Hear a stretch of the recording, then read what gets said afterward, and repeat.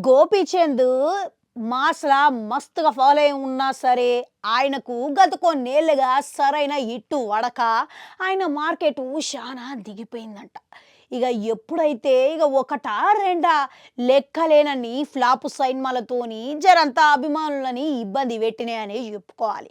అయితే ప్రస్తుతం ఆయనని సరైన రీతిలా వాడుకునే దర్శకుడు దొరుకుతలేడు అనే మాటైతే ఇనబడుతున్నది.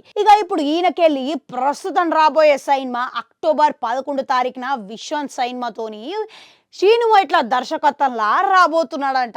ఈ సినిమా ఇట్లా హిట్ అయితే దర్శకుడికి, హీరోకి బలంగా తిరిగొచ్చే అవకాశం దొరుకుతదని చెప్పుకోవచ్చు.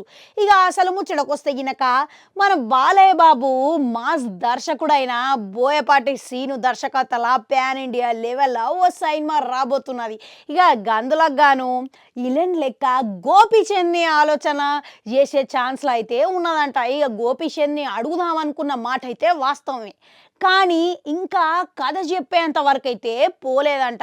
అయితే సరైన కథ పడితే గినక గోపీచంద్‌లో ఉన్న అద్భుతమైన విలన్ని ఇప్పటికే మనం చూసేసినాం. గదిగిట్ల గతంలో వచ్చిన 'నిజం' సినిమా, 'వర్షం' సినిమా, 'జయన్' సినిమాలల్లా రుజువైనది.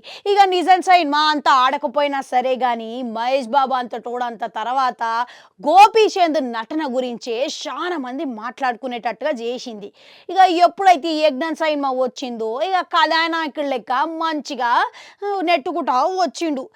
ప్రస్తుతం బాలయ్య బాబుకి సవాల్ ఇసిరే పాత్రలా ఒప్పుకుంటాడా లేదా అన్నదైతే చూడాలి.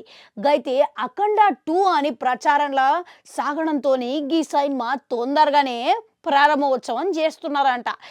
ఇప్పటికే బాలయ్య బాబు, బాబీ దర్శకత్వంలో సినిమా నవంబర్ వరకు పూర్తి చేసుకొని ఆలోగా ఏదైతే ఇప్పుడు వీళ్ళిద్దరు కాంబినేషన్‌లో వస్తున్నదో మన బోయపాటి శ్రీని గిట్లా మిగతా పనులన్నీ పూర్తి చేసుకోనికే సిద్ధంగా ఉన్నాడంట. అయితే లెజెండ్ సినిమాతోని జగపతి బాబుకు అంతటోడికి మళ్ళా పునర్జీవం ఇచ్చిండు ఈలెన్ లెక్క. ఇప్పుడు ఈ సినిమాల బాలయ్య బాబుకు తగ్గట్టుగా గంతకు మించి ఉండే స్థాయిలా విలన్ పాత్రని సృష్టించిండంట మన మాస్ దర్శకుడు బోయపాటి శ్రీను. మళ్ళా ఒకవేళ 'విశ్వం' గిట్లా హిట్ అయితే ఇది చెప్పే అంతవరకు ఛాన్స్ ఉంటది అనే మాట అయితే ఇనబడుతున్నది. అది ఒప్పుకుంటాడా లేదా అన్నది ఆయన ఇష్టం ఆయే. గీ వార్త ఏ మేరకు నిజమవుతదంటారు మీ దృష్టిలా? కామెంట్లలో కామెంట్ పెట్టుర్రి. అట్లనే అడగంటుంటే అది కూడా నొక్కురి మళ్ళొస్తా.